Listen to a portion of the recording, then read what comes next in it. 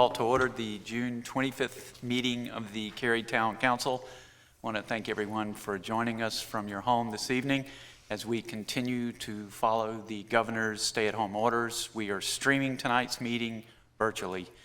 The majority of the council is present with me tonight. We have all had our temperatures checked as we entered the building. And as you can see, we've adjusted our seating so that we have the proper social distance. Each person has been given hand sanitizer and a mask to use as they deem appropriate. To meet the requirements of the remote meetings law, we have one council member participating remotely through WebEx, and I want to thank Councilmember Yalu for joining us remotely. Ya, can you hear us?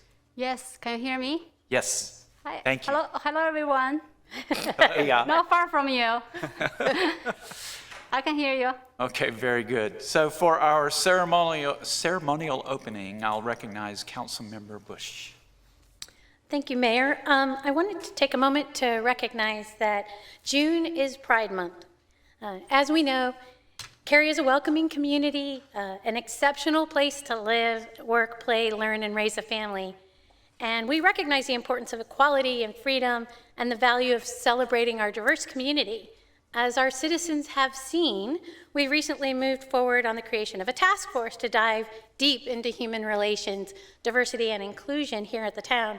And we care deeply about this topic. We've always looked forward to celebrating our diversity as we have done, whether it was culturally at events or ethnically or spiritually, through all of our events and proclamations. The LGBTQ plus community is part of that and a vital part of all the fields and professions, and they contribute a great deal to us having a stronger community in Cary.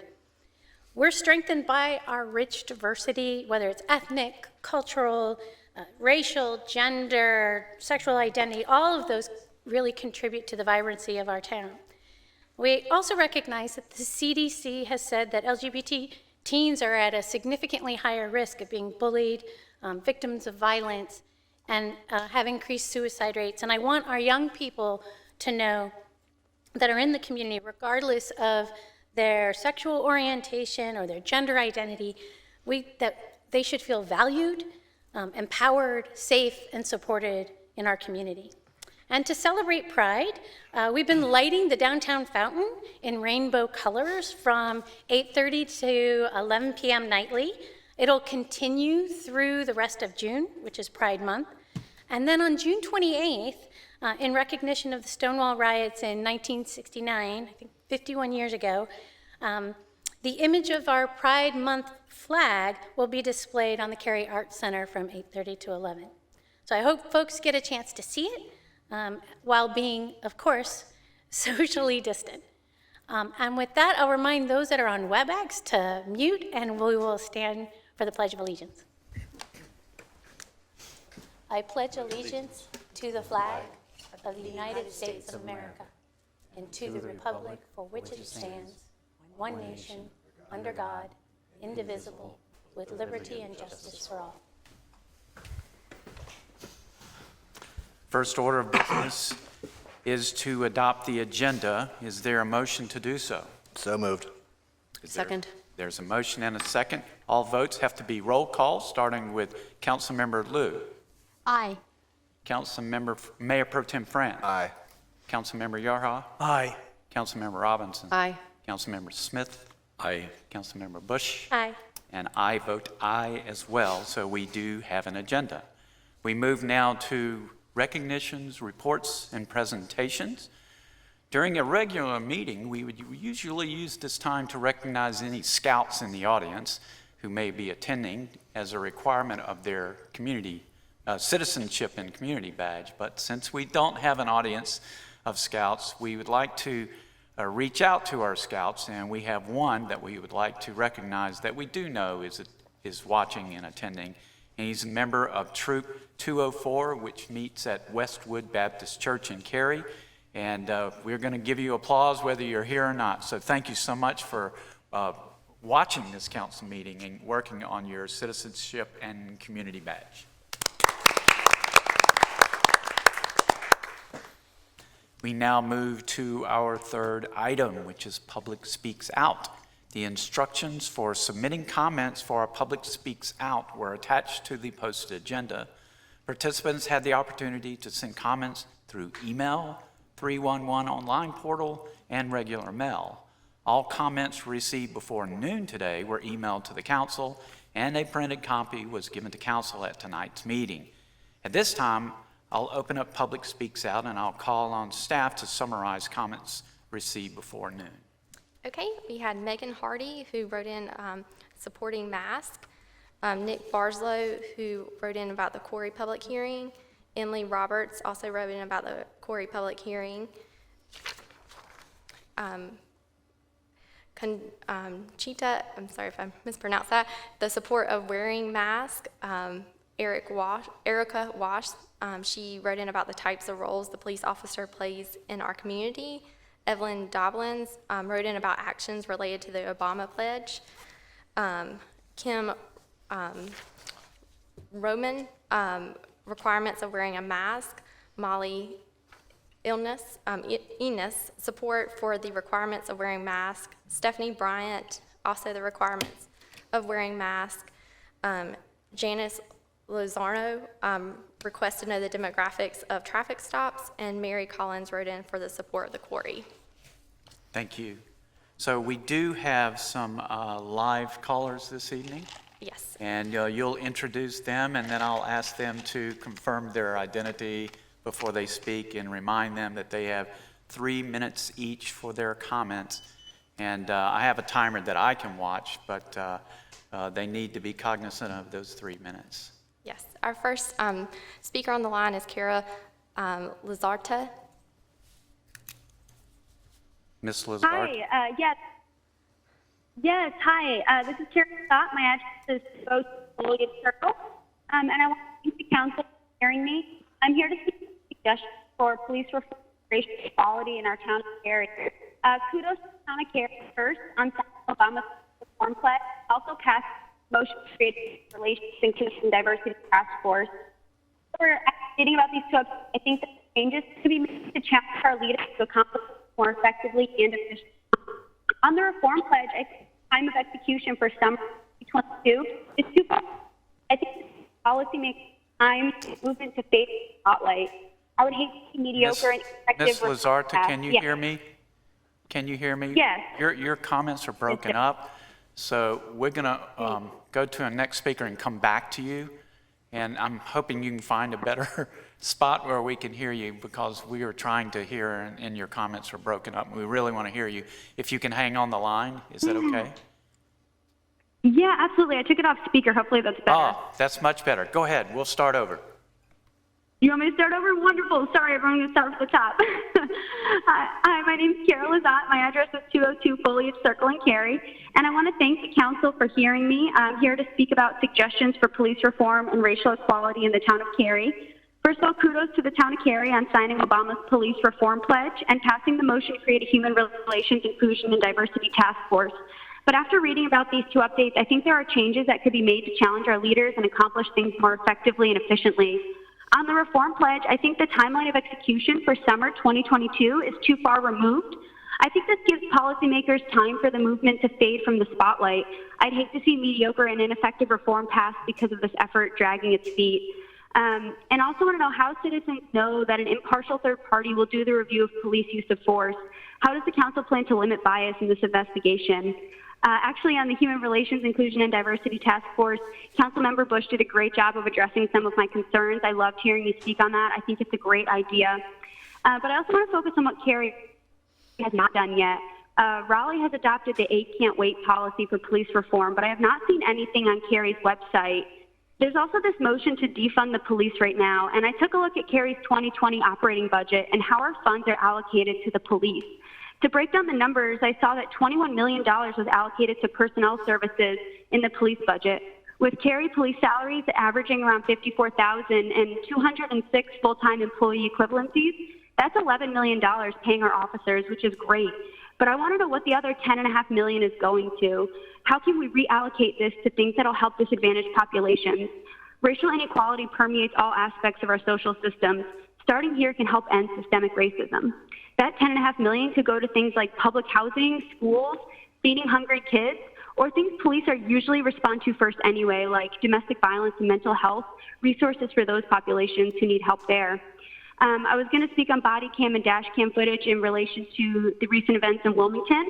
I know this is North Carolina state law, but I do think that Cary and North Carolina need to make police recordings public record to discourage abuse of police discretion.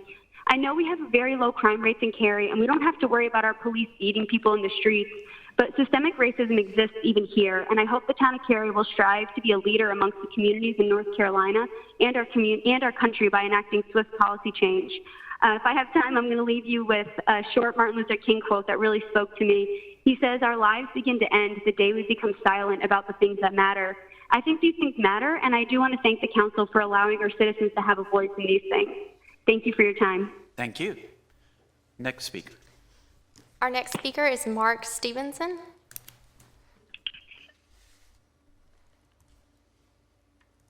Mr. Stevenson, are you on? Can you hear me now Yes. clearly? Yes. Okay, good. Thank you, Honorable Mayor and City Council. It's been a process of 6 months trying to get a hold of you, and I finally have. And I'll quickly run through the issue that we're experiencing out here at Preston Forest along Turkey Creek, which is no longer a Turkey Creek when a heavy rain comes, or even light rain anymore. It becomes a raging river, and trees falling over into the creek are blocking it. We had a major one out here. Fortunately, we were able to get it out before this last rain of about 2 inches on Friday, or we would have been flooded severely. Are you still hearing me clearly? Yes, sir. I'm hearing some feedback. Okay. And so we have a problem, and I want to emphasize, as the can was kicked down the road a number of times when I tried to contact you all that private property, we can't go. Bottom line, I'm a naturalist, and I know from research this is a natural resource. It involved, and it's on the west city limits side of Cary. It flows down the west side of Cary down to Crabtree Creek and in the Neuse River. So this is a community problem and also a state problem with the Department of Natural Resources.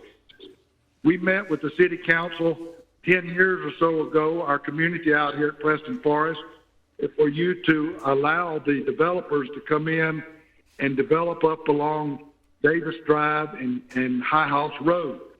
They did, and now when the rain comes, all that comes into Turkey Creek, overflooding it very quickly within 15 to 30 minutes. Water is getting out in our backyards and potentially under our house. Our children along here, several families have small children that they're afraid if they get out there after a rain and step in, they'll be rushed and drowned right in the creek. So this is a human life problem as well as a nuisance hazard to our property. Let me summarize just quickly here. Then we want the City Council to get involved and take care of this immediate problem. We pay you $6,000 of taxes each now to help us, and we've elected you as our representatives, and we want some return on that. Secondly, to get out here with your council and officials to assess the problem and develop a long-term plan, and I understand you got to get a budget in there to take care of the problem. So I respectfully ask you that and find other responsible parties that may be natural resources. And yes, we individual neighbors are doing what we can, but the problem there now to lift big trees and the trees that are falling in requires heavy equipment like your power equipment and things. You've got a right of way on the side of that Turkey Creek, now a raging river, but you could come in there with your stuff. So I'm just saying that. And fortunately, Dana Whitmore, I finally was able to meet up with her. She was gracious, and she does plan to come out. So I feel like there's headway coming. And then Yalu, I've sent you emails. I hope you can come out 9:30 on Monday morning. We'll have a meeting with whatever other officials involved to set out these 4 things that I've outlined. Mr. Stevenson. So with that, I've got about 30 seconds. Could you ask a question or something? Mr. Stevenson, I'm sorry your time has expired.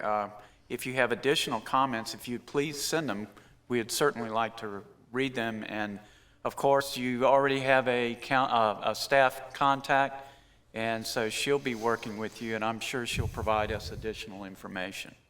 So thank you for Thank you, speaking. Mayor. Appreciate it. Next speaker, Yes. please. Our next speaker on the line is Kimberly Roman.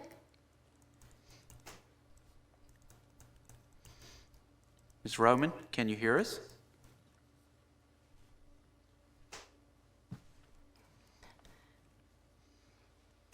Ms. Roman, are you there? We may have lost her. She also submitted her comments Okay, in we'll writing. try her at the end. Can we do that? Or We have one more speaker, Crystal okay. Aylis. what was the name? Crystal Aylis. Okay.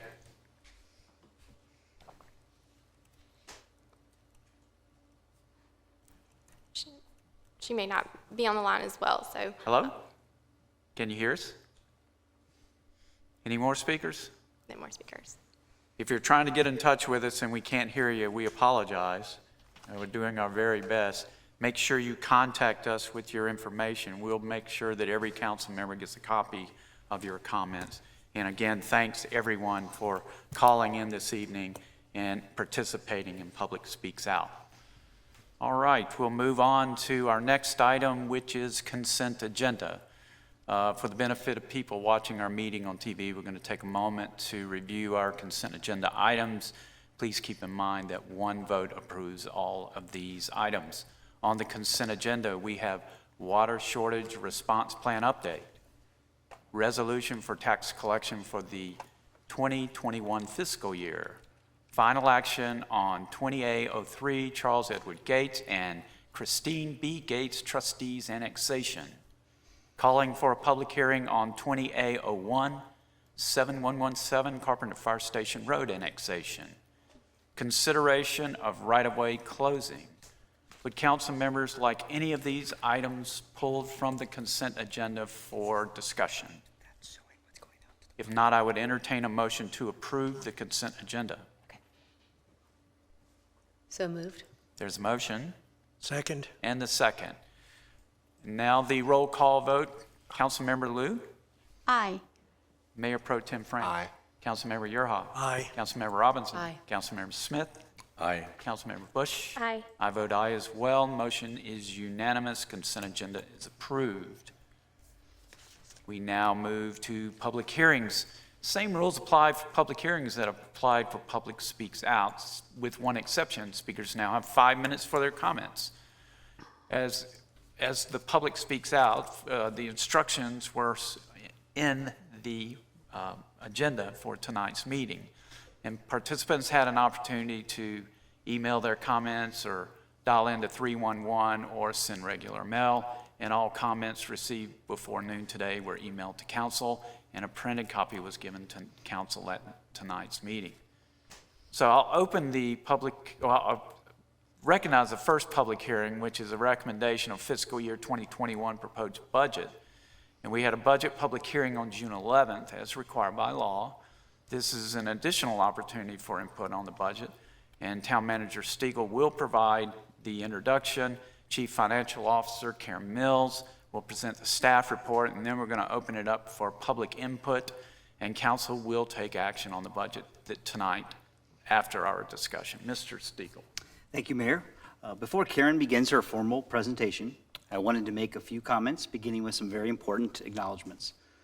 First and foremost, Council, we are all grateful to you for the time and energy you commit every day to Cary, as well individual citizens, and to us, the town staff.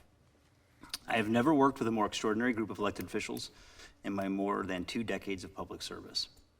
More than any year before, the budget before you, for your consideration tonight, simply would not have been possible without the talent, skills, and dedication of our CFO, the unicorn, Karen Mills, and her financial strategy team, headed up by Stacy Tichy and including Alex Terry and Katie Lum. I want to publicly thank them for their truly incredible work, especially over the last 2 months. And as if the budget itself wasn't enough, they had to create it during a pandemic.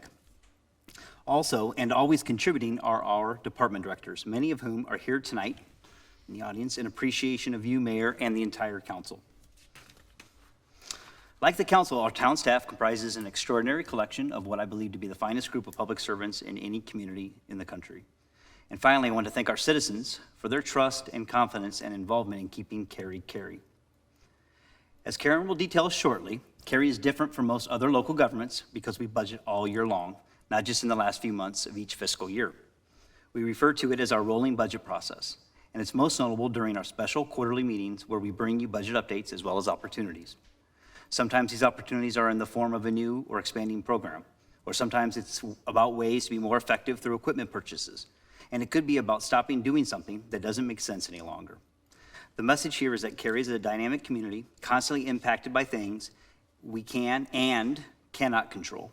So with your support, Council, we've developed and implemented a budget process that works for our organization and the community that we serve.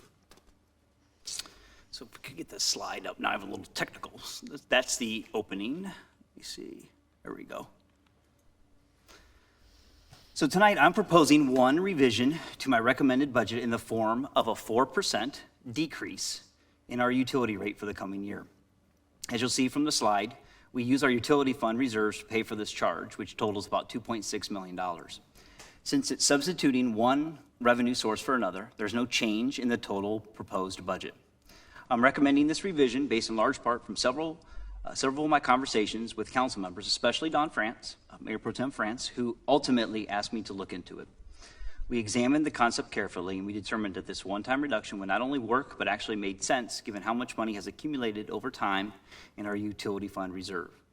Because Cary's utility system is mature and built out, we can make this one-time rate reduction without at all jeopardizing our utilities' financial wherewithal. We won't see the large rate swings of 10 or 20 years ago when the utility system was being built out. We also do annual rate setting based on a forward look and backward over time and consider such things as usage, operating expenditures, debt service, maintenance, regulatory compliance, and construction costs. In summary, I'm revising my recommended budget to include a utility rate decrease because I'm confident that doing so will have no substantive impact on the utility's financial position, while also offering our residents and businesses some relief during these unprecedented times, especially in light of property tax increase we are requesting. And it also provides proof positive that when we say we need money, we ask for it, and when we don't, we don't. And so the utility rate demonstrates that as well. And with that, Mayor, unless there are any questions for me, I'll turn it over to Karen to set the stage for tonight's public input session. Thank you. Good evening. Thank you, Sean. Good evening, Council. I'm here to introduce the final opportunity for citizen input before your consideration of the FY 2021 revised recommended budget. Tonight's input is in addition to the statutorily required public hearing that you mentioned, which was June 11th.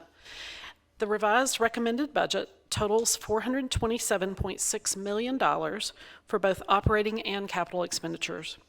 And while the entire recommended operating budget is an 8.6% increase compared to FY 2020 that we're in now, when we focus on the general fund operating expenditures, there's only a 3.7% increase. This budget proposes a 35-cent tax rate. With this year's property revaluation, a revenue-neutral tax rate is 30 cents. At 35 cents, Cary will still have the lowest municipal property tax rate in Wake County.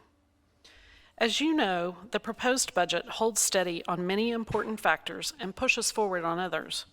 There are no increases in solid waste or recycling fees. There are no increases in development fees.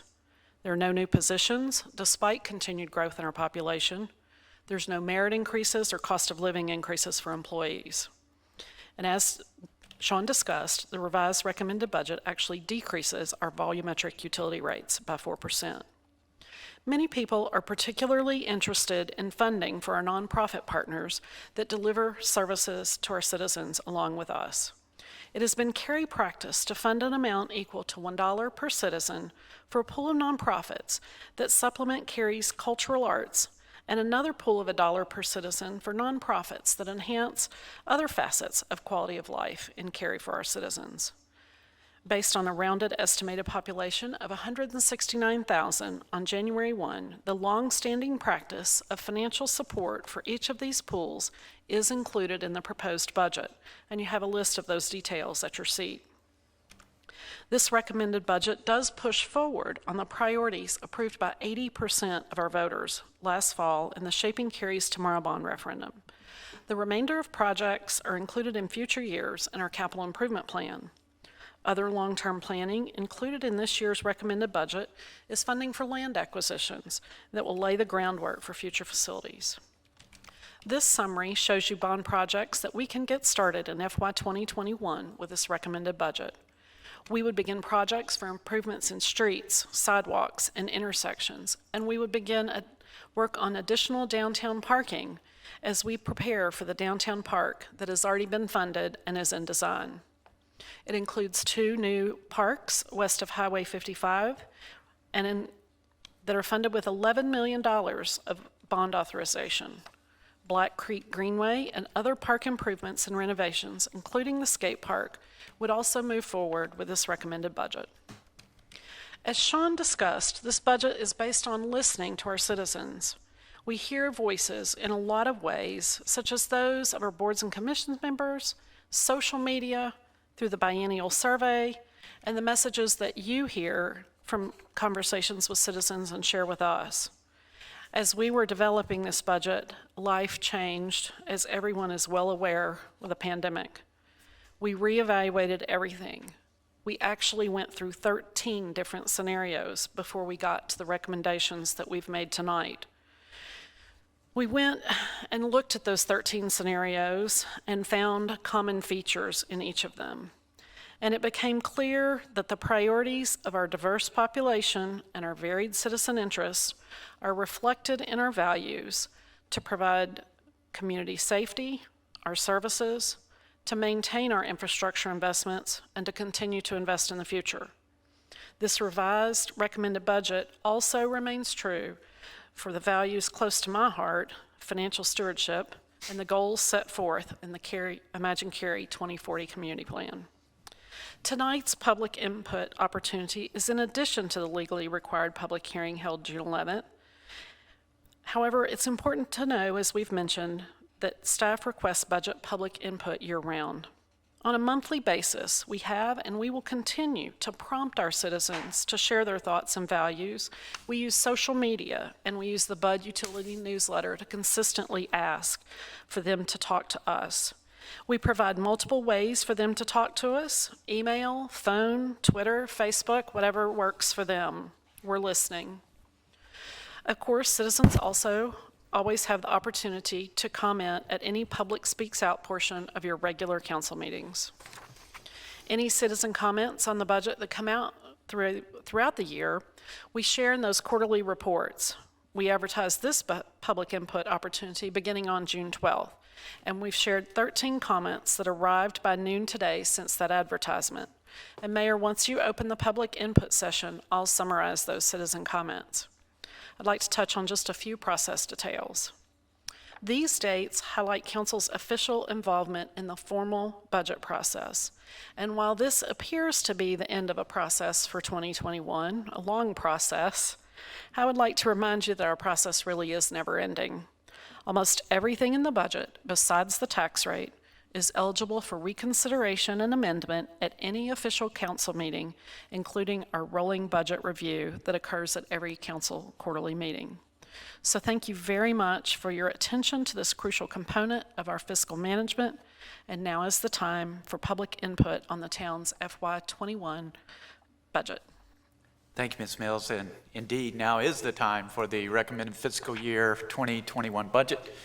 And I'll call on Karen Mills once more to summarize comments that were received earlier, and all comments received before noon today were emailed to the council and a printed copy was provided to us. Ms. Mills. Thank you, Mayor. Bob Barkey asked that our proposed tax rate and revenue neutral tax rate were reported. Jeannie Reuter expressed interest in improved landscaping and media maintenance in Western Cary. Brian Chappell expressed his concerns that too much money is being spent on public safety. Patrick Quarry expressed concerns that too much money is being spent on the police department and that the downtown parking deck shouldn't be pursued. Riz Dard asked for additional funding for energy sustainability and renewable energy resources. And Ashley Thomas of Bridge to Sports spoke to us through both a voicemail and an email requesting additional funding for Bridge to Sports through the nonprofit funding program. And then, as I mentioned, the interest in nonprofit support, we had 6 comments from representatives expressing appreciation of their funding for their nonprofit.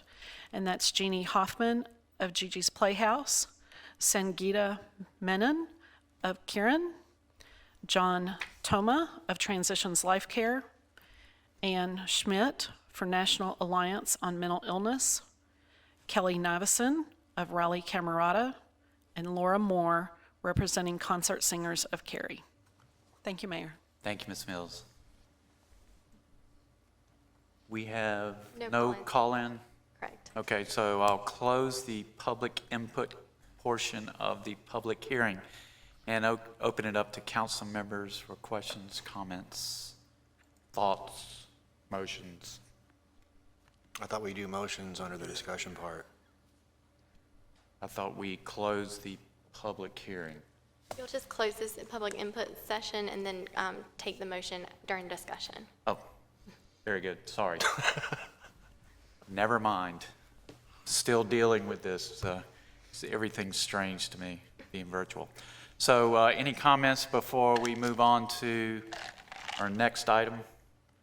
All right, well, as was said, we get to this under discussion, and Mayor Pro Tem France has my back, and he keeps me from messing up. Thank you. We had one public speaks out caller that had technical difficulties. We haven't reached her yet, so we're hoping that she comes on the line. We're communicating with her right now. Okay, so we're going to continue on. If we get that speaker back, we're going to break wherever we are at the end of that item and bring them in. So our next public hearing is the 5.2 Act 9 Land Development Ordinance and Imagine Cary Community Plan Amendments. And Economic Director Ted Boyd will introduce the item, and Assistant Planning Director Deborah Grannon will present the report from staff, and council will not take action on this item tonight, and it's going to be referred to our Planning and Zoning Board for their review and recommendation, and it'll come back to us at a different time. Mr. Boyd. Good evening, council. The last time I had the opportunity to present to you all was at our council staff retreat in early March, so it's good to be in front of you again. As our community grows and evolves, we are constantly evaluating our plans and regulations to ensure they are aligned with the vision for our community, and it's especially true of our downtown. And it's been a topic even going back to our 2019 council staff retreat. Tonight, staff will be presenting proposed amendments to both Cary's Land Development Ordinance and the Imagine Cary Community Plan that will continue to further the vision of a vibrant, urban, walkable downtown. LDO amendments proposed tonight for your consideration will focus on refinements within the cottage, business, and residential subdistrict in the town center zoning district. We'll also propose policy refinements that support downtown street connectivity and contextual design, and the addition of 3 connector streets to the transportation map that will fill gaps in our downtown street grid. And finally, in addition to those downtown-specific amendments with Act 9, staff is also proposing a series of general LDO text clarifications and process improvements. And with that, I'd like to turn the presentation over to Deborah Grannon. Thank you, Ted. Good evening, council and mayor. Good to be here this evening. Just like to say that we're introducing, I'm sorry, can you get some feedback on me? If they can adjust my audio. I think we're Hear good. me all right? Yes. Okay.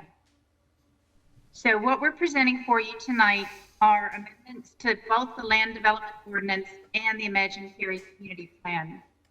And we'd like to start with the cottage, business, and residential subdistrict of the Town Center District, which was adopted back in 2003. The original intent of this zoning district was to allow the existing residential dwellings to be repurposed for low-impact commercial, office, and personal service uses. That would retain that residential character in the downtown district. We've only seen a few examples of how this zoning district has been implemented with non-residential uses over the years. There's 3 areas in the Town Center zoning district that are zoned cottage business and residential. First comprises the property shown on this map in light purple along Chapel Hill Road. We'll call that CB&R 1. The second comprises properties located south of Park Street and west of South Academy Street, which fronts Harrison Avenue. And the third comprises properties along the east side of Walker Street. We'll call this area CB&R 3. What we've seen recently is a much higher occurrence of subdivisions of existing residential lots and building 2 or 3 new homes. This does help to meet high demand for housing in downtown Cary. But it also made us realize that the ordinance that we adopted back in 2003 did not fully anticipate this type of development.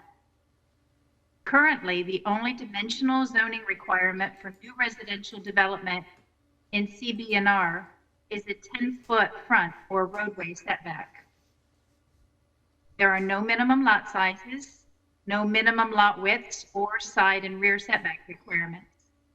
This is a photo of the new CB&R residential construction at the corner of South Harrison Avenue and Park Street. The new houses face Park Street and back up to an existing house on South Harrison Avenue. As we look at the vision for downtown Cary, creating opportunities is extremely important, but we also want to be aware of transitions to surrounding neighborhoods and of specific issues that might be associated with each of these CB&R districts related to neighborhood character and proximity to busy thoroughfares. Let's take a look at each of these individuals. In the CB&R Parcel 1, it backs up to a low-density residential and fronts Chapel Hill Road, a very busy 2-lane design thoroughfare. The Imagine Cary Community Plan envisions a future widening to 4 lanes in this area, with a design that complements the downtown identity and reflects the character of the area. A Chapel Hill Road mobility study has begun that will create a vision for this corridor. In preparation for future changes, staff proposes new dimensional standards specific to this area, with single-family detached lot sizes that are similar to the average current lot sizes of the abutting residential neighborhoods. And to allow for adequate setbacks for new buildings along the future widened Chapel Hill Road, the roadway setback is proposed to be 25 feet, measured from the edge of the ultimate right-of-way. That's currently 105 feet, but this is one of those items that will the zone area here is south of West Park Street and west of South Academy Street, and it's partially bisected by Harrison Avenue, a north-south connector, and is heavily traveled at peak hours. Most of the existing cottage business and residential lots on the west side of South Harrison Avenue back up directly to other residential properties, leaving driveway access off Harrison Avenue as the only option.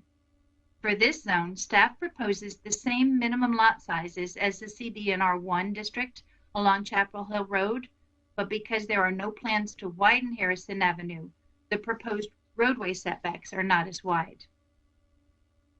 These proposed changes will continue to encourage the reuse of existing buildings for cottage businesses, which was the original intent of the CB&R zoning, but they will also discourage multiple new driveway cuts along South Harrison Avenue. Finally, in CB&R 3, which is located along the east side of Walker Street, we note that considering that Walker Street is likely going to see additional bicycle and pedestrian traffic as the downtown park is developed, staff is proposing standards that will allow a continuation of the narrow lot residential development that we've seen recently, but other standards will prohibit new driveways off of Walker Street. Instead, new development will need to be accessed from either Heater Alley, East Park Street, or Fairview Road. This is an example of new development along Walker Street that's accessed from Heater Alley. So Heater Alley also helps to serve as a transition from this cottage business and residential district to the existing larger lot single-family residence to the east. And it also supports the use of the accessory dwelling units, which are allowed by right in the CB&R district. The staff report details the proposed standards for all the uses in the cottage business and residential zone, but I'd just like to say a word about multifamily, both as a single use or as part of a mixed-use development. The proposed minimum lot size in all three of the cottage business and residential zones is 100,000 square feet. We recognize that that sounds like a large lot size requirement, but staff believes that this is going to help discourage piecemeal development and encourage a more comprehensive and thoughtful design approach to density in the cottage business and residential zones. Now moving to another important facet of the downtown vision. Staff is proposing refinements to 2 downtown special planning area policies in the Imagine Cary Community Plan. Policies 3 and 4, which encourage a connected, cohesive, multimodal town center. Text refinements are needed to clarify how the vision can be met. Policy number 3, staff proposes completing the downtown street grid network with connector streets as a method for increasing connectivity and cohesion. And for policy 4, staff proposes text revisions to more clearly state that flexibility is allowed in the downtown street standards if it's used to create a multimodal, active downtown. The Walker Street Extension Project was removed from Cary's capital improvement budget in 2018. So this amendment will provide consistency between the budget and the Imagine Cary Community Plan. Cary's downtown was initially developed with the goal of a grid network for ease of navigation. But today, as you may know, there are a few missing links. So to implement the intent of downtown policy number 3, staff proposes the addition of 3 downtown connector streets to fill the gaps in the grid network. This includes South Walker Street and Pleasance Avenue, as well as completing the grid network with Hunter Street, north of East Chatham Street. Staff also recommends removal of the Walker Street Extension Project from the Imagine Cary Community Plan's roadway widths map.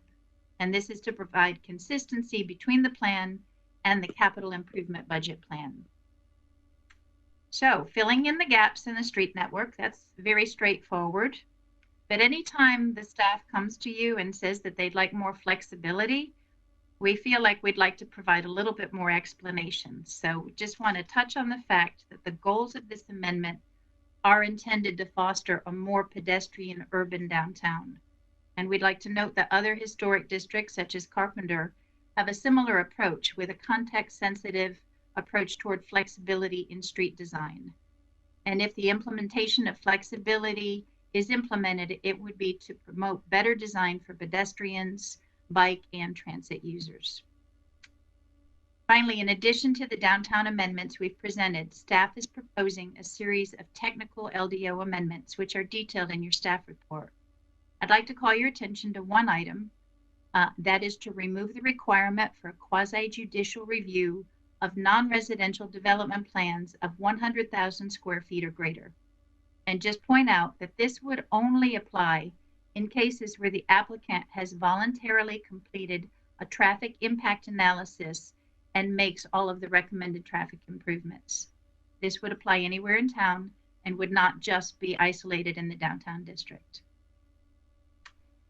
North Carolina general statutes and the LDO did not require mailed notice of the proposed text amendments. The only requirement was that we put a legal notice on our website, but the staff knew that there was going to be some concerns from property owners who were impacted, especially by the CB&R amendments. So nearly 100 property owners received an informational letter about a month ago prior to this meeting with my contact information. And then about a week ago, we sent a public hearing notice with instructions on how they could call in or email us to offer their comments. To date, we've heard from 9 citizens with a range of comments and concerns. They've asked that the roadway setbacks be more clear, that lot sizes be compatible with surrounding lots. It's been a mixture of different reactions. Some residents have said increased setbacks provide better transitions, and others have said that the reduced setbacks encourage more density in downtown. Few citizens have noticed that creation of new lots puts more traffic on busy streets, and the creation of new lots helps to meet Cary's housing demands. Basically, most people wanted to ensure that their entitlements were protected and maintained, but also asked that we look at making sure that our decisions are balanced and help preserve existing property values. This concludes staff's presentation. Following the public hearing, I'll be available for your questions. Okay, very good. Thank you. We'll now open the public hearing for continue the public hearing for Act 9 Land Development Ordinance and Imagine Cary Community Plan Amendments. And we have 3 people on the line to speak? Right now, we believe we have 2 people on the line right 2 now people? for this. Okay, very good. Our first caller in is Keith Bliss. Keith, would you confirm that you are the correct caller by giving your name and address? Sure. Can you hear me? Yes, Excellent. No echo? no echo. Perfect. Yes, my name is Keith Bliss, 115 Dry Avenue, right here in downtown. You can go ahead with your comments. Yes, go ahead. Okay, great. Just a quick background, and I'm excited to see the progress of this go through the Planning and Zoning Board, and I'm looking forward to a lot of interaction at that stage. In looking at the Cary Community Plan and what we're looking to foster overall, I have several different concerns and comments, and at the same time understand where this policy may come from. But number one, my main question is, where did this come about? Who initiated it, and why? And the concern overall for the property owners, 75 lots in total, is that there's going to likely have a very negative impact on property values within each of the 3 sub-districts. And so we will be actively involved in this process as the property owners, I believe. At least that's what I've gotten so far as a reaction from other property owners, such as myself. And we're just trying to understand why now, because of all of the higher intensity projects adjacent to these districts, why limiting or constricting what can be done on these lots just because simply the intent wasn't there 19 years ago and we're finally gaining traction. So I'm looking forward to be actively involved in staying curious and understanding the overall objective, yet also looking into the clear objectives of the Cary Community Plan and long-term affordable housing within this area of the walkable downtown. So thank you very much, and I'm looking forward to staying involved in this entire process. Thank you, Mr. Bliss. Our next speaker is Tony Sample. Mr. Sample, if you would confirm you're on the line. I am. It's Tony Sample, and we live at 314 South Harrison Avenue. Thank you. We have been here since 1986. We've seen an awful lot of development in the town. A lot of it we've liked, but we haven't. Concerned about the added restrictions on our property, the effect that's going to have on the road, and we want to make sure everything is done in a treated in an equitable manner. We have provided a list of questions and concerns to the staff this past week and have got some information back from them. It's been a help. I will say we're totally convinced this is the right time and place in action to be done. So we appreciate your time to talk. We look forward to meeting with the planning and zoning folks, and we'd like to see this proceed on in a cautious and fair manner. Thank you, Mr. Sample. Other speakers? No other speakers on the line. Okay, we'll close the public input portion of this public hearing and open it up to council for questions or comments or statements. I have Ms. a Bush? couple of questions. I noticed in the cottage, business, and residential, does multifamily in this case means 100,000 square feet or more? What about a duplex or a triplex or even a townhome for that matter? Are those no longer applicable for this zoning condition? Do not allow townhome developments currently. Can you Right. hear me all right? Say that again?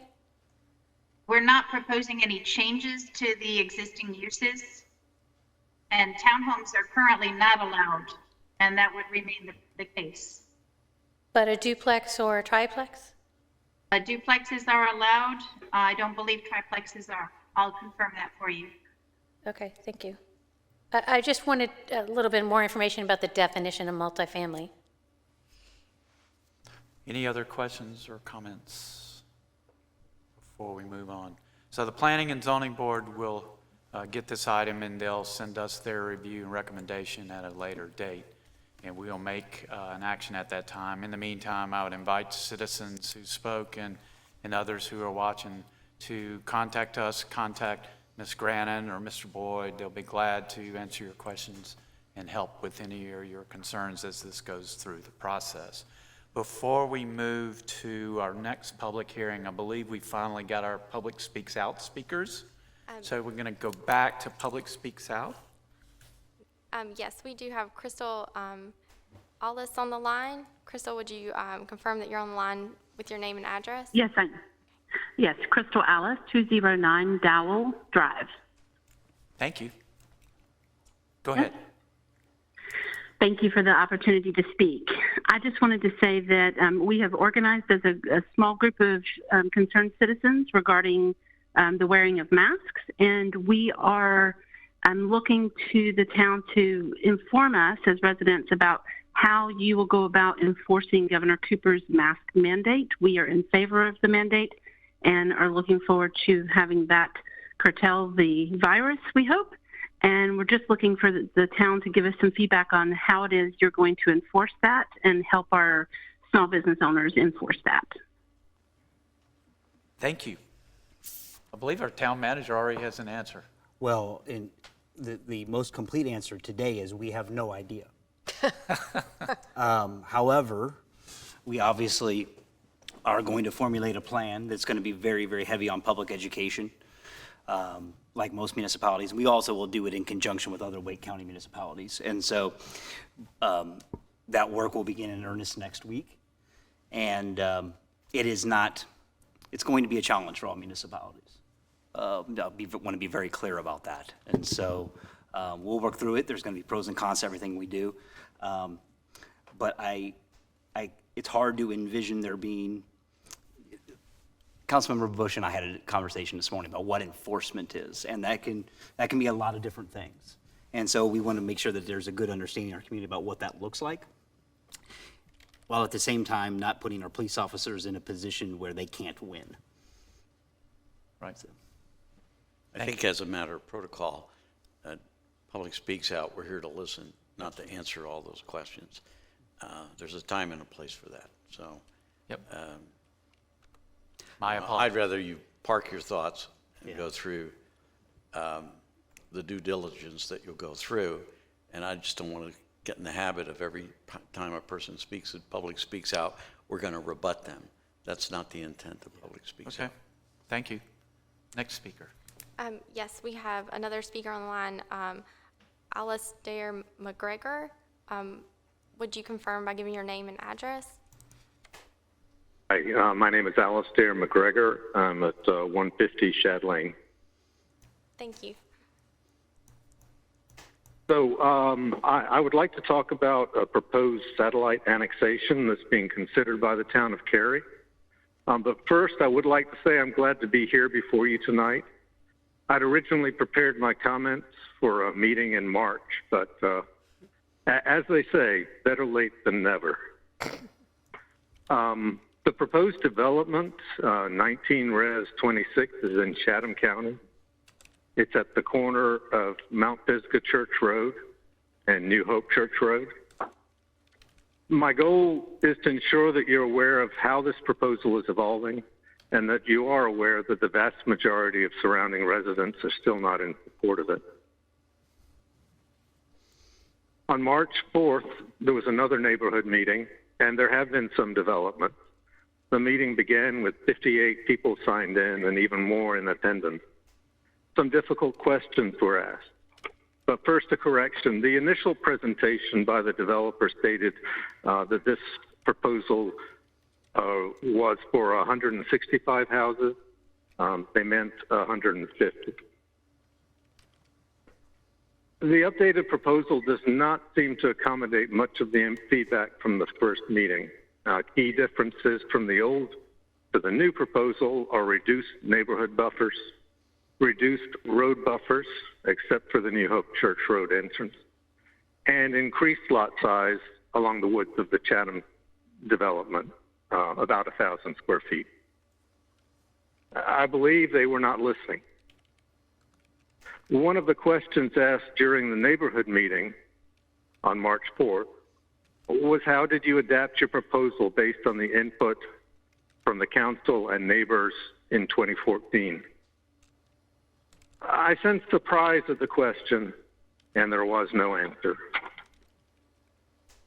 Compared to the plan in 2014, the new proposal includes slightly reduced density, about 10%, smaller lots, significantly reduced roadside buffers, and significantly reduced neighborhood buffers. The current proposal presents some significant challenges both for the town of Cary and for the neighborhoods surrounding it. The fact that it is a satellite annexation only increases the difficulty. I'm not sure how they will choose to proceed, but the dialogue between the developer and the neighborhood is incomplete. Thank you for your time. I appreciate the opportunity to speak. Thank you, Mr. McGregor. Okay, any other public speaks out? We do have one unknown caller, so we just wanted to give them an opportunity to identify themselves Okay. so that they're not missed. This is Roger Ehrlich of 406 Kent Drive in Cary. I'd like to speak to the need for town council to shift resources in the budget from armed policing to unarmed crisis response teams to make Black, brown, and all lives matter. I met So Moharad through my son Jacob. So was a generous and gentle young man. He was suffering from mental health issues and traumatic brain injury. And last year he was shot 8 times by a Raleigh police officer who was pursuing him on suspicion of a petty theft. So's family is suing the city for wrongful death. How might this have been avoided? I think we know how, and I implore this council to start a change process in this critical moment, or we will be accessory to future wrongful deaths and racist profiling and abuse of our citizens here in Cary. Our police chief might need to reallocate her budget, but bold changes can improve public safety, community trust, and police working conditions, and I hope she might support the process. What I'm talking about is strategically reallocating resources from policing, which involves the threat of deadly force, towards neighborhood-based programs of public safety and wellness. Notice I did not say defund the police, but many calls to police in 911 that currently result in deployment of lethally armed police can be better resolved by unarmed first responders who are specialized in de-escalation and providing human services. This isn't controversial, it's proven. It's how most countries with much lower levels of police violence and imprisonment do things. Here in the U.S., in Eugene, Oregon, a 30-year-old nonprofit mobile response program called Cahoots deploys unarmed teams of a crisis worker and a medic on 12-hour shifts. They respond to 911 and other police calls where an armed responder might be less effective. situations involving people suffering from addiction, homeless people needing assistance, and other disturbances, such as the one that resulted in my son's friend So being shot 8 times. These unarmed response teams have handled over 20,000 calls and saved police over an estimated $6 million in medical services alone on just a $2 million budget. I think that Cary can lead the way, but it depends on the council to revisit the budget. We can look to several U.S. cities that are moving in that direction. New York City Mayor Bill de Blasio announced last Sunday that the city will be reallocating resources from policing to human services. And so I'm asking every member of council, if you're interested in making Black, Brown, and all lives matter, please, I would like to know if you're interested in redirecting Cary's resources away from armed response to police whenever possible, and toward crisis resolution by unarmed first human service responders. So I'd like to, if you could have any response from council, I did wait a long time to get my comment in, and I'd love to have some response. Thank you, Mr. Ehrlich. As Councilmember Smith earlier said, this is a forum where the public speaks and the council does not respond, even though I've violated that. But we'll reach out. We'll have someone reach out to you and contact you and talk with you about your issues and your concerns and get you the answers you need. Any other callers? Nope, that's all on the line. Okay, very good. We'll now move to our third public hearing. Item 5.3 on the agenda, 20 REZ01 Fenton Mixed Use Development Amendment. Assistant Planning Director Deborah Grannon will introduce the item. Council will not take action tonight, but it will be referred to our Planning and Zoning Board, and it will return to council at a future date. Ms. Grannon. Thank you, Mayor. In 2018, Cary approved Fenton, an extraordinary mixed-use development project at a significant geographic location. 92 acres of undeveloped land at an interstate interchange, proximity to Interstate 40 and RDU, situated just 1 mile from downtown Cary. In addition to being physically positioned for success, the site integrated exceptional design commitments, secured with over 100 zoning conditions, including vertical mixed use along the center of the project, with ground floor retail and office or residential on upper floors, architectural and landscape elements that exceeded our LDO standards, and assurances in the form of a design guidebook that provided a clear picture of the commitments to architecture, landscape, hardscape, as well as signage and artwork opportunities. So why is this remarkable project coming back to us for a rezoning? As the developer engaged consultants and engineers and began talking with tenants, the details regarding infrastructure and building code and market demands began to solidify. And it is common for a development of this magnitude to seek adjustments as they go from a concept to construction drawings. So the rezoning was approved back in January of 2018 with an associated preliminary development plan that depicted how the site would be designed and showed how the justifications were put in place to allow for some flexibility to LDO amendments.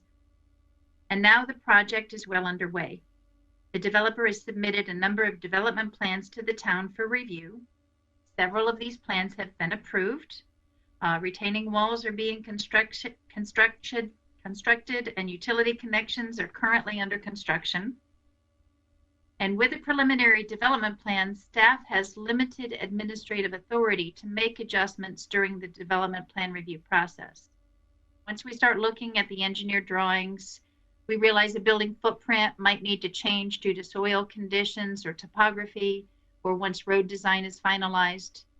But when the changes reach a level of transferring land uses from one pod to another, increasing a building height, rewording a zoning condition, or removing a building, then it's necessary for a PDP to be amended, and that has to occur through this rezoning process and requires your approval.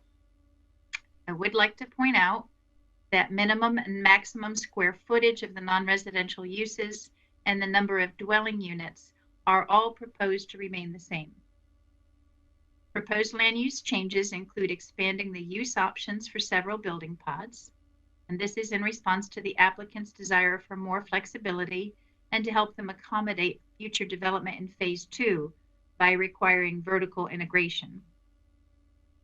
Proposed land changes include adding a new commercial jewel box as part of Phase 2. And the applicant is also requesting the option to remove Building 9 and to expand the D3 parking deck footprint. If this option is selected, the applicant has committed to ensuring that the southern elevation of the parking deck be designed in a manner that it actually appear to be a residential, office, or commercial building. The original preliminary development plan only allowed banks with drive-throughs if they were located in parking structures. Now the applicant is asking to allow one drive-through ATM adjacent to parking deck D1 with a condition that the buildings in Pod 4 be located so that they screen the view of the ATM from Carytown Boulevard. The developer is proposing to increase both the minimum and maximum number of stories for 4 building pods, and these changes will increase the building heights on these pods, which anchor the main street, to be a minimum of 4 or 5 stories and a maximum of 12 stories. Additional details that the developer is proposing are to clarify the definition of vertical integration, adjust parallel parking requirements on Main Street, provide more flexibility for streetscape plantings, the location of a dog park, how refuse is collected, and to allow gated parking on decks for residents. The staff reviewed the request against the policies of the Imagine Cary Community Plan, and since most of the preliminary development plan remained unchanged, we found that the previous changes don't substantially alter the intent of the plan. So therefore, our analysis and findings remain that it is consistent. Now, there are a few instances where the proposed changes actually support the Cary Community Plan policies to a greater extent than the original proposal. And these include policies in the Work, Shape, and Eastern Cary Gateway Special Planning Area chapters. Staff property owners within 800 feet of the subject property, and notice was posted on the site and placed on the town's website.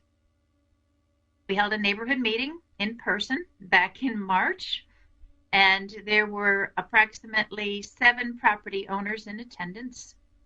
They expressed concerns related to building height and lighting and the buffer adjacent to Village Green neighborhood.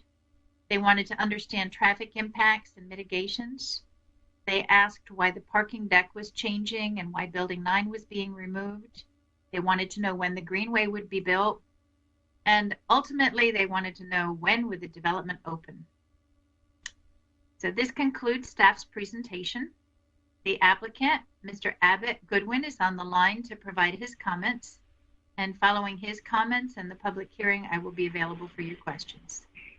Mr. Goodwin, you may begin. Hello, thank you, Deborah. Can everyone hear me okay? Can everyone hear me? Yes, sir. Yes. Okay, perfect. Thank you, Deborah. Mayor and council, good to see you all. I know this has been a challenging time to be in public office, and we appreciate your service. We appreciate the time that you've allowed us tonight. It's been a little bit since I've seen or spoken to many of you, and I'm happy to report that I've been busy. So if you've been by the Fenton site recently, you've probably seen lots of yellow equipment, cranes, and other things going on. We're well on the way, and despite the challenging economic and social times, I'd like to report success as it relates to Fenton. Our first development plan, which we're in process of undertaking now, consists of over 1 million square feet of retail, office, and multifamily residences. We're in excess of 65% leased on the retail square footage for the first phase, and we're extraordinarily excited about where we are with the project. So the changes that we've requested tonight will generally promote operational superiority and programmatic flexibility. And we, believe that we've market tested this enough at this point that we, know what it needs. So again, appreciate your time tonight. If there are any questions that I can answer directly here or in any forum, I'm happy to. So thanks again. Thank you, Mr. Goodwin. Now's the time for the public hearing 20 RZ01 Fenton Mixed Use Development Amendment. And I'll call on Deborah Granum once again to summarize any comments she received before noon today that were emailed or 311 or mailed. And council does have a printed copy. Ms. Granum. Yes, the only comments we received were basically people looking for more information about the project. Okay, very good. Any call-in speakers? No call-in speakers. Okay, so I'll close the public hearing and open it up to council members for questions or comments. I had asked this question of staff in the agenda meeting, and I've also since spoke with the applicant about it, but just want to continue to get it out there. I feel like my overall concern's been addressed. I think what they're trying to do is a good thing.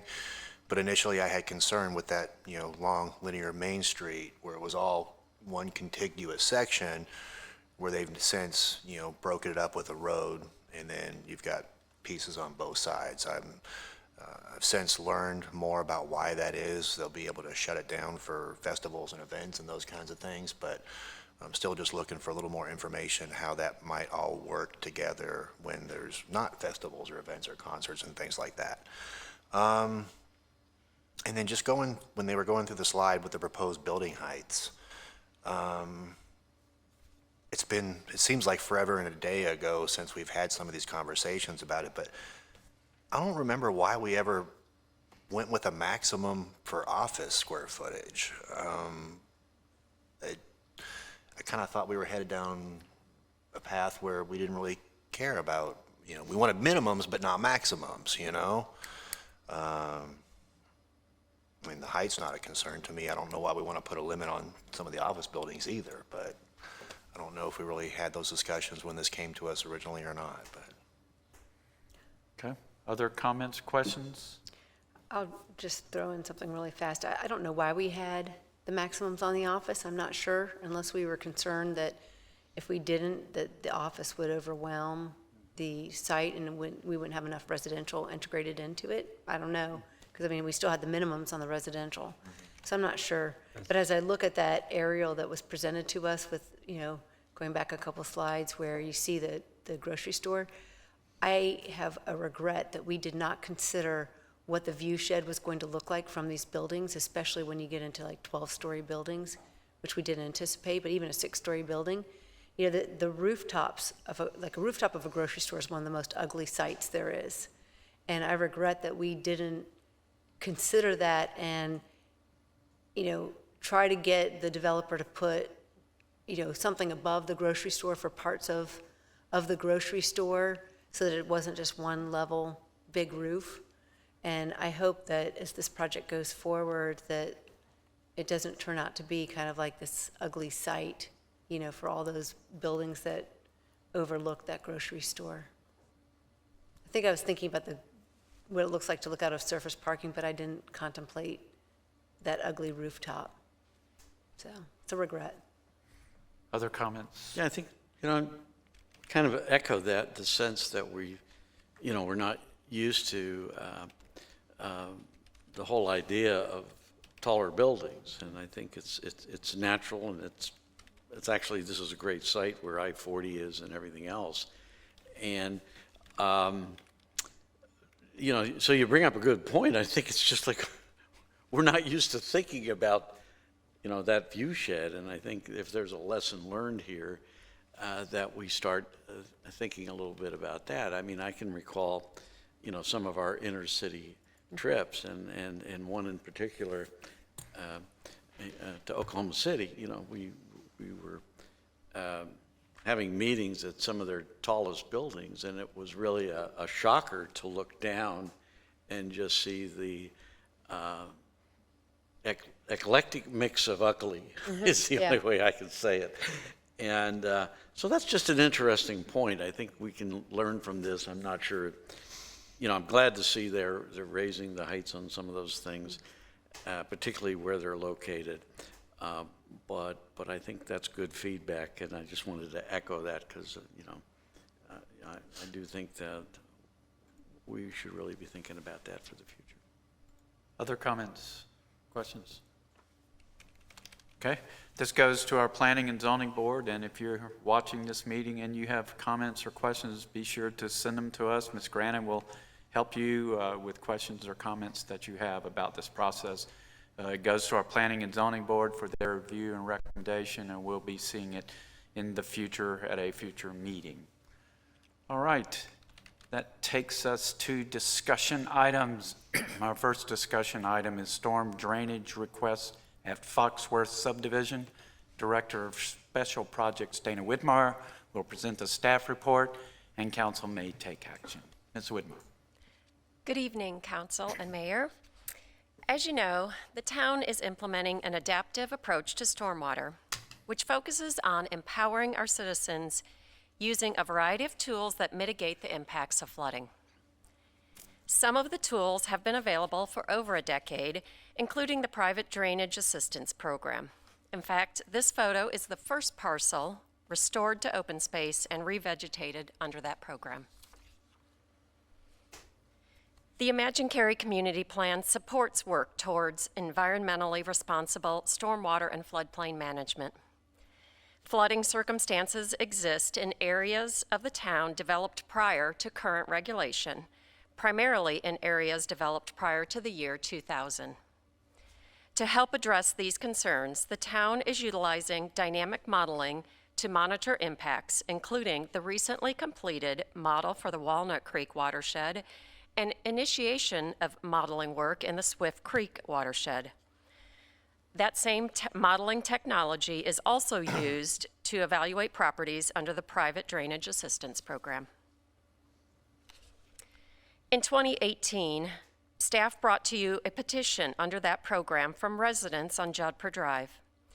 Jodhpur Drive is located near Southwest Cary Parkway and West High Street. In this photo, the white line depicts the creek that runs along the rear of the properties, including the residential structures at 113 and 117 that experience structural flooding.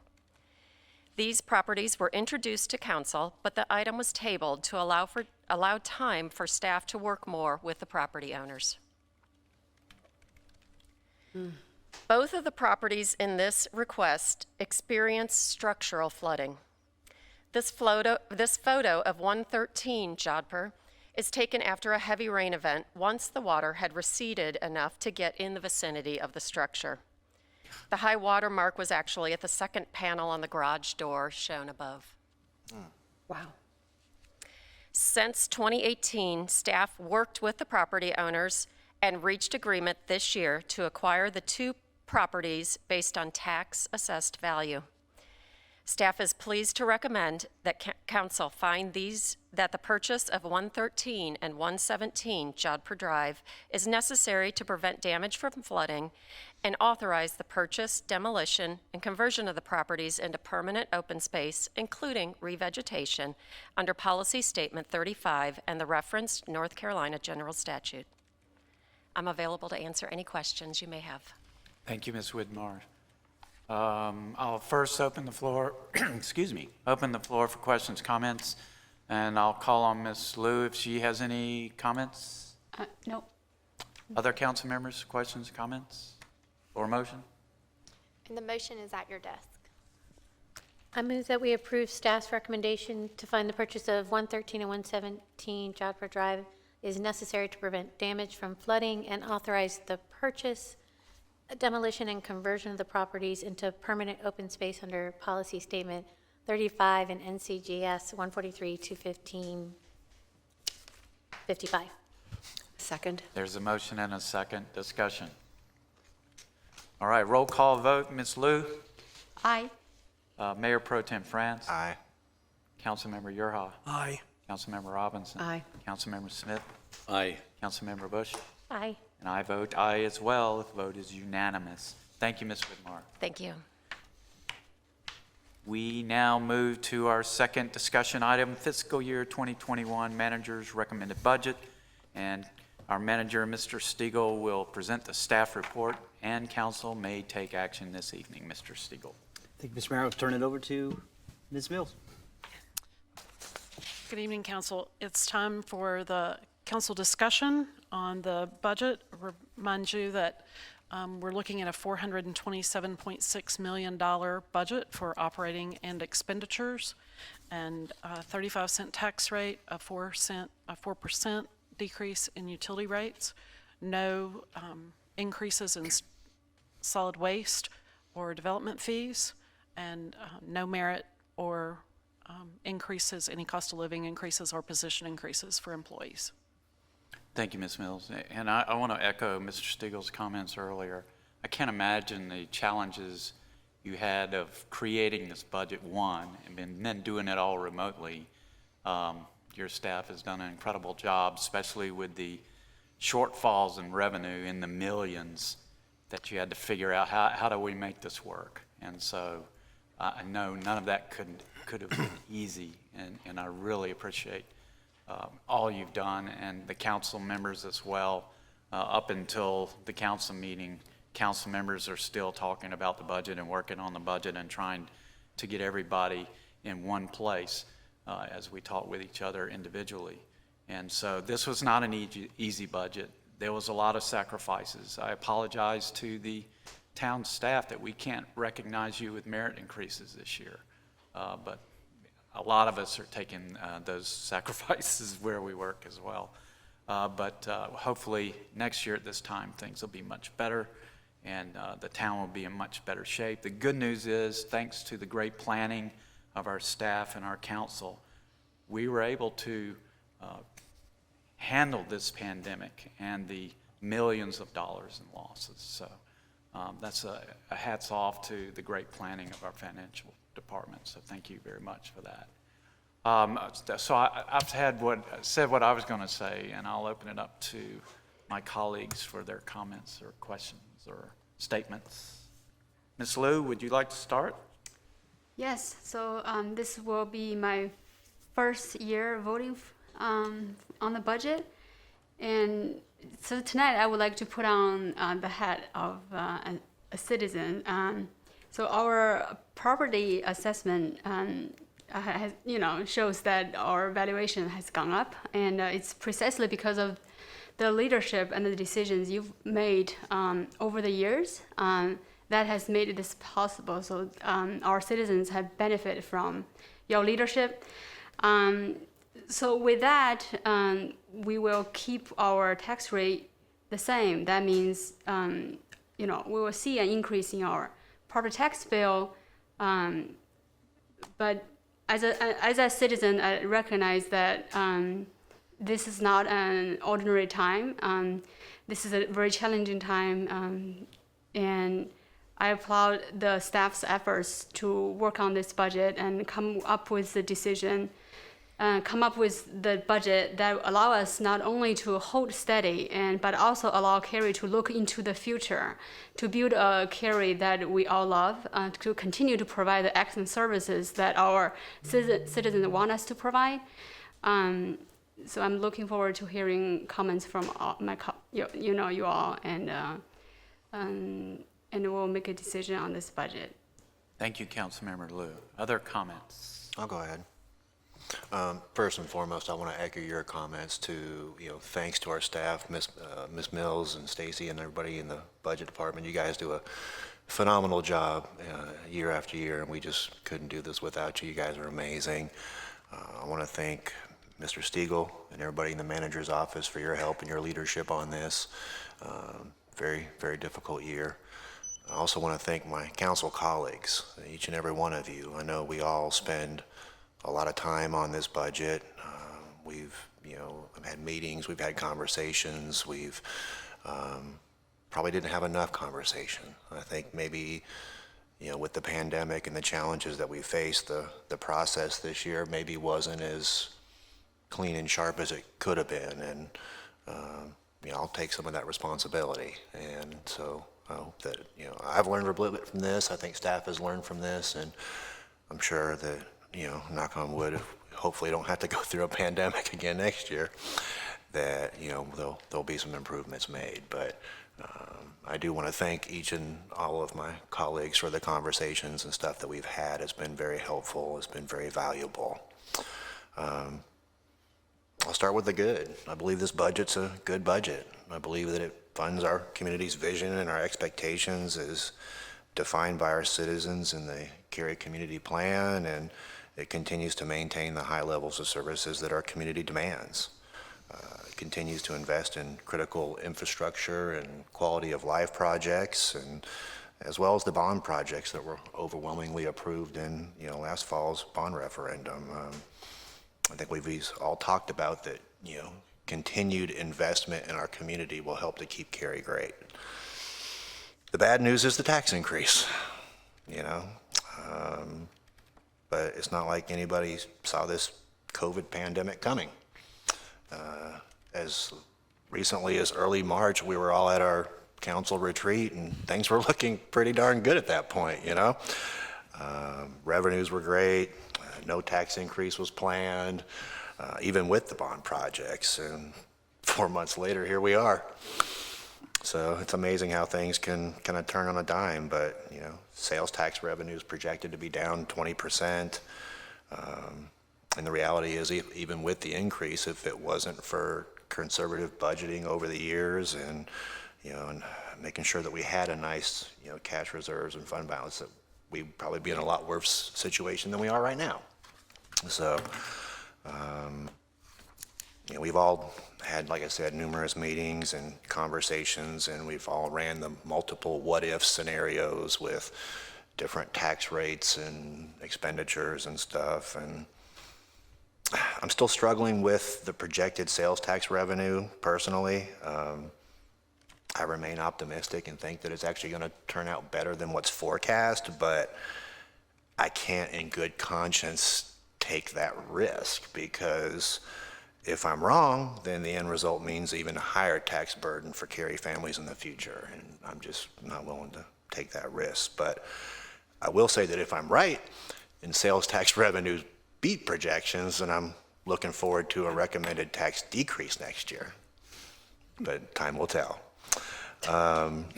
She laughs. I appreciate the efforts of staff and Sean and everyone to, really work hard to look under every rock and, everywhere that we could possibly find a way to save our citizens. And I'm happy with the recommended utility rate decrease. Because it's our duty as council members to demonstrate to our citizens that we've done anything that we can to, best manage expenditures and revenues while still keeping Cary. We should make sure we do all that before we ask for more, and we have. Year after year, we continue to do more with less. Assuming this budget's approved, Cary has traditionally and will continue to have the lowest tax rate in all of Wake County. We have for years operated with fewer town employees per capita than any municipality in North Carolina. We continue to look for every opportunity that we can, both state and federal, to partner with them and seek grant funding whenever possible so that our citizens continue to get the best bang for their buck. As Ms. Mills spoke to this budget, no new employees, and no merit pay increases. Bottom line is we run a tight ship here in Cary. But yay, COVID. So in the 13 years I've been sitting up here, this is hands down the most difficult budget process I can ever remember, and I hope it's the last. But while I don't know that I feel good about it, I will be supporting the budget. Very good. Mr. Yaro? Thank you, Mayor. This budget has been the toughest one to get your arms around in a long time, that's for sure. And as a result, I asked a lot of questions. And I want to thank Karen Mills and her team and Sean and everyone else who gave me such thorough responses and had a lot of patience for what could be called nitpicking. One of the things, I guess, that makes this tough is one of the things that is not in the budget, and that's the absence of salary increases for our world-class staff. It's the first time in recent memory this has been the case, that we have had no merit increases or cost of living increases for the staff. Another tough thing, of course, is the pandemic. There's always a lot of guesswork with a budget. You have to project what's going to happen, what your revenues are and what your expenses are for the year ahead. But this year it's taken it really off the chart as far as guesswork, because who knows how long this pandemic is going to last? Who knows what effect it's going to have on our finances? And the town in this budget has taken a very conservative approach, I believe, to that. And we have the ability, I assume, not just to reduce taxes next year, which would be a wonderful thing, but also to relook at it quarterly at our rolling budget meetings and make adjustments if necessary at that time. And of course, the other troubling thing is that it's going to result in that most of our citizens are going to be paying more taxes next time they get their tax bill. Something like that happens all the time in a lot of other places. I know it certainly happened back in New Jersey when I lived up there, but we're not used to it here. And hopefully we don't have to get used to it other than this year. On the positive side, it does allow for all the projects that were promised in last year's bond referendum to move forward in a gradual, responsible manner. It maintains all service levels that our citizens have been accustomed to. This includes sidewalk improvements and street improvements, as well as the funding of the nonprofits, as we heard before. And then we have the utility rate decrease. This is not just a decrease in the rate, but it actually rolls back a planned increase that we would normally have had. So it's a double good whammy, I guess, there. And as it's been said, we still have the lowest tax rate in Wake County, which is remarkable. So do I love the new budget? No. Am I entirely comfortable with every piece of it? No. But I am entirely comfortable that it succeeds in keeping Cary, Cary. And to me, that's a very good thing. So I support it. Thank you, Mr. Yaro. Ms. Robinson? Why, thank you, sir.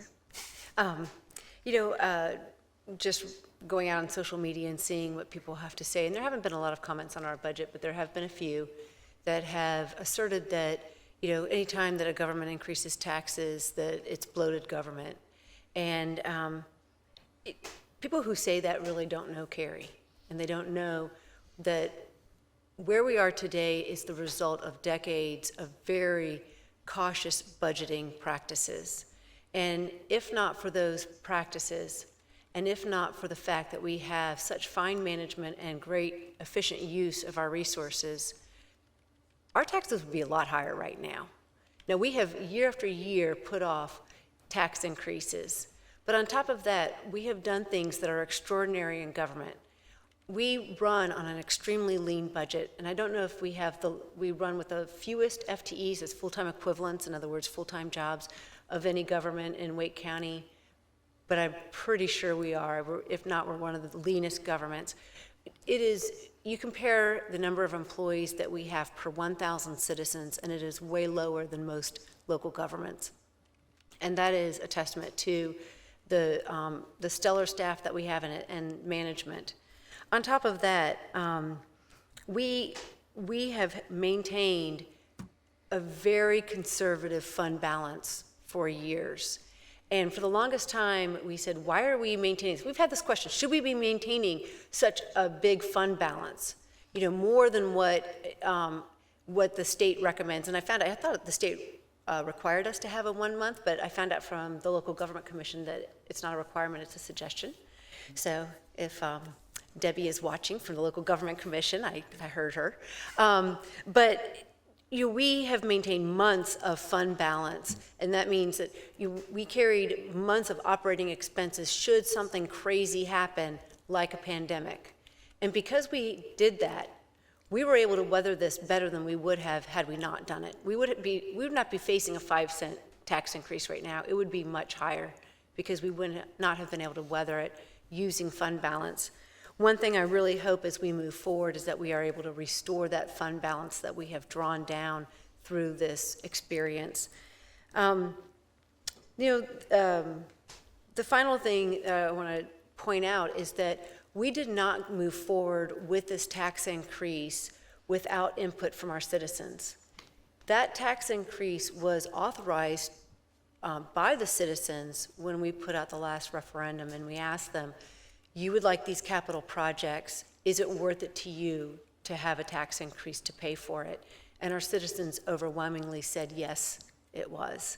One thing that I think is people might question whether or not why we're moving forward with some of these projects at a time that the whole world is going through upheaval. And I think it's because people who are successful think counterintuitively. And while a lot of people are like trying to hunker down and not do anything, the town of Cary is moving forward with these projects. We're providing employment to people who need jobs. We are going to probably have lower construction budgets than we would have in good times. So I think that in the end, the citizens of Cary are going to win by having us move forward with these projects, not just because it keeps improving the quality of Cary, but because we're doing things to help our economy and also leverage these great rates that we expect to see. Finally, I just want to say, I think we are still, even with our tax increase, a great value for citizens. And Don, you mentioned that we are the lowest tax rate in Wake County. That's something for us to be very pleased about. Our citizens should be very pleased that we can, even with increasing taxes, we're doing so and we're still lower. And I will tell you that most people who come to Cary and drive around for the first time would never guess that taxes are lower in Cary than they are in some of our neighboring communities. So for that, we could be very thankful. I talked with a citizen, or not citizen, an elected official from another city today. I asked him what his tax rate was. 65 cents per 100. Wow. Yeah, that was just the city rate. It didn't include the county rate. And here we are at 35 cents. This is a good deal being in Cary. A lot to be thankful for. And Sean, I want to thank you and our phenomenal staff for enabling this. And I agree with those who have said, expressed regret about not increasing salaries. As time has gone on and I'm sitting here at the table, I'm thinking, I don't know if that was the right and fair thing for us to have done. And I appreciate the sacrifice that you all decided to make when you formed your budget and recommended it to us. But in some sense, I think maybe we should have fought back a little bit on that. Mr. Smith.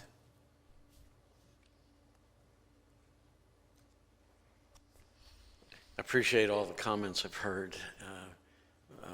I'm not going to repeat because, I think what I'm hearing is the things that we found a lot of consensus on.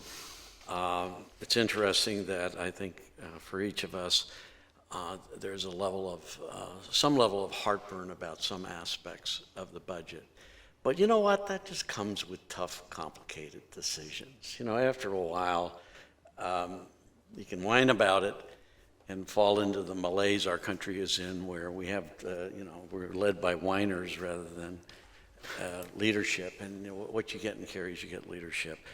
My concerns, and again to the staff and all those that have put in those efforts,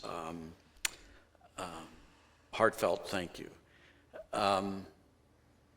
My concerns have really boiled down to very simply that a lot of what we have to base our decisions on, those projections just aren't predictable anymore. And that's just maddening, for us who have a German background that like things are very binary and very black and white. And I also made the huge mistake today of spending a lot of time talking to Mr. Yurha, and he took all my good notes. In his defense, he said he was going to do it, so that's fine. I do think the main concern I have is the government has a tendency when they raise taxes.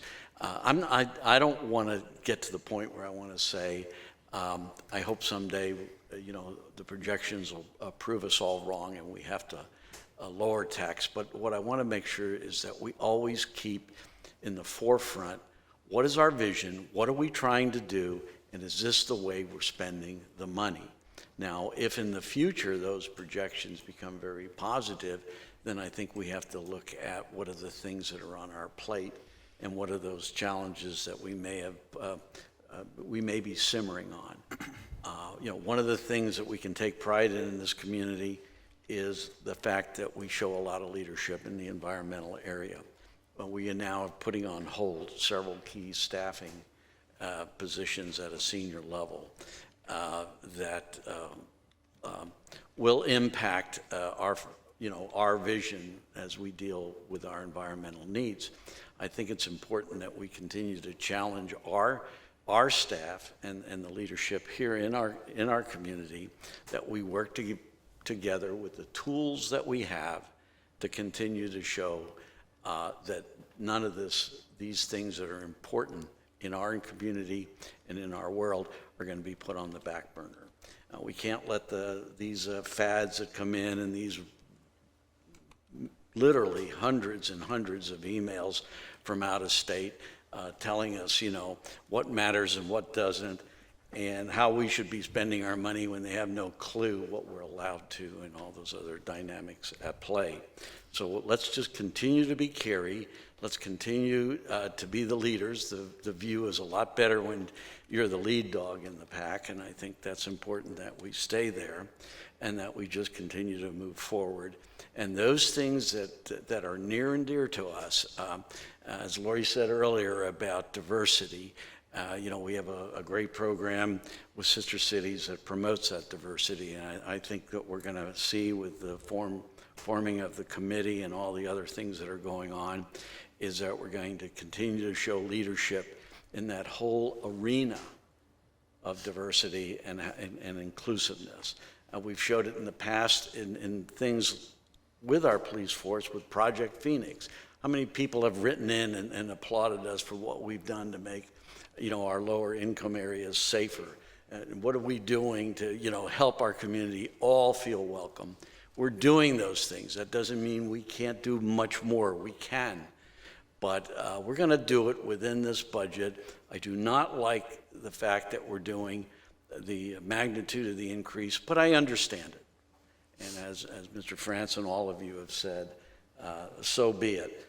But to our staff, I say, thank you for stepping up. We are paid to market, and right now you look good to market, so I'm sorry if I don't have the violin out about, pay and pay increases.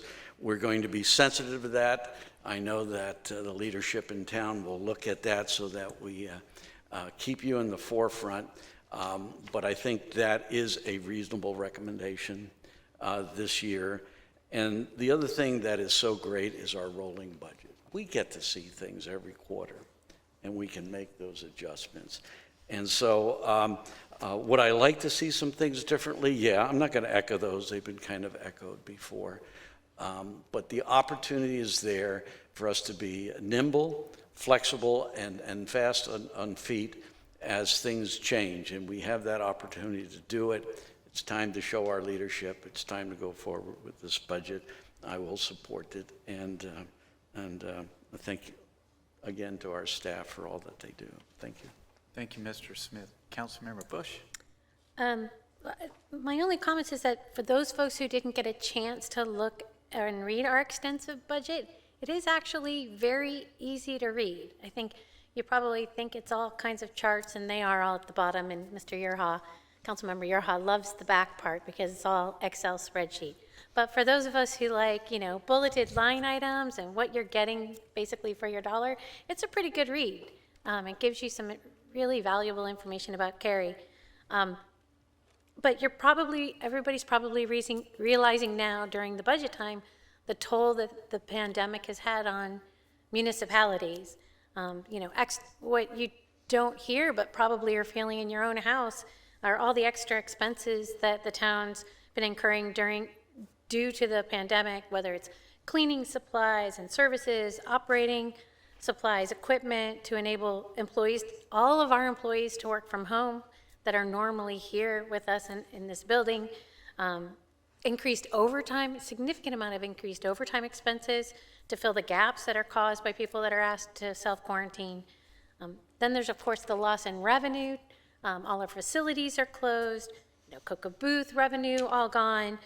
Park and event programs, many of you who have kid camps, you're feeling it right now as well, and we're feeling the revenue loss as well, and sales tax and other revenue unrealized, which meant that we had to tap into what Councilmember Robinson said is, thank God we had those resources in that general fund.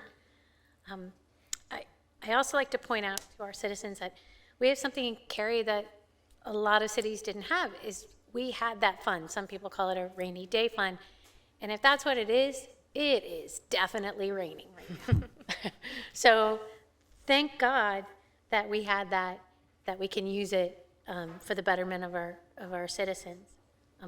But also, I don't want to repeat anything anyone else said, but because of thoughtful planning by members of this council and councils long before me, that flexibility allowed us to put aside $2 million for future pandemic issues that we know we will have. And also, I'd like to also point out that for those of you who are looking at the utility fund decrease, and maybe some people who didn't even realize it, all of you Morrisville people who are getting Cary water, you're going to enjoy that, maybe $3 a month on your utility fee on your water bill, as well as RDU,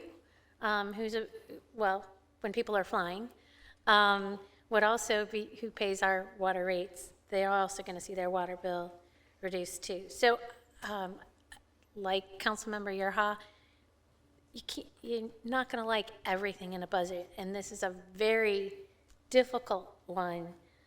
But I think we all live here and love living here because of all the amenities and the services we get. And as Councilmember Robinson said, we get a good value for our dollar. And I'm okay that my house increased in value because I think it's great to live here and the value is worth it. So I hope our citizens see that as well. Thank you, Ms. Bush.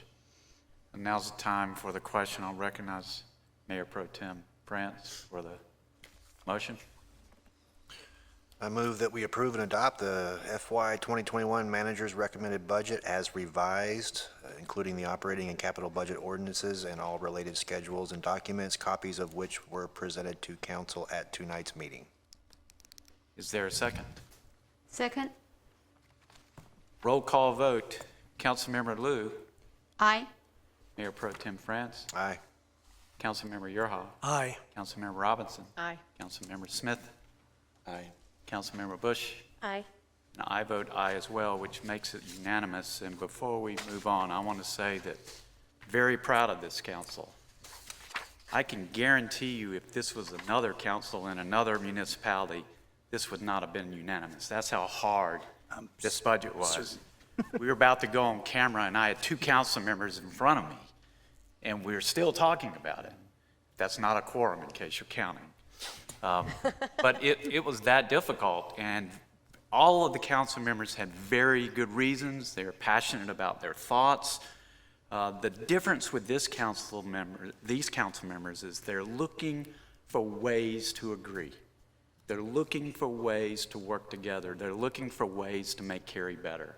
And I think that's a good reason, or one of the main reasons, that Cary is so successful. So thanks to all of you for working so hard on this budget. Mr. Stiegel, I can't understate your playing in this, because you were working up until the last second as well to help us get to where we need to be to vote on this. It's easy to work hard for people that care so much about their community. Thank you. Thank you also for your leadership, Mayor. Thank you. Okay, so time to go to closed session, and Ms. Bush always has this memorized, so I move that we go into closed session that pursuant to GS 143-318-11A, 1 and 3, that we hold a closed session to consult with attorneys employed by and or retained by the town in order to preserve the attorney-client privilege between the attorneys and the town and to prevent the disclosure of information that is privileged or confidential by GS 143-318-10E. Second. There's a motion, a second roll call vote. Ms. Lou? Aye. Mayor Pro Tem France? Aye. Councilmember Earhart, they're getting ahead of me. Ms. Robinson, Mr. Smith? Aye. Ms. Aye. Bush? And I vote aye as well, so we will now go into closed session.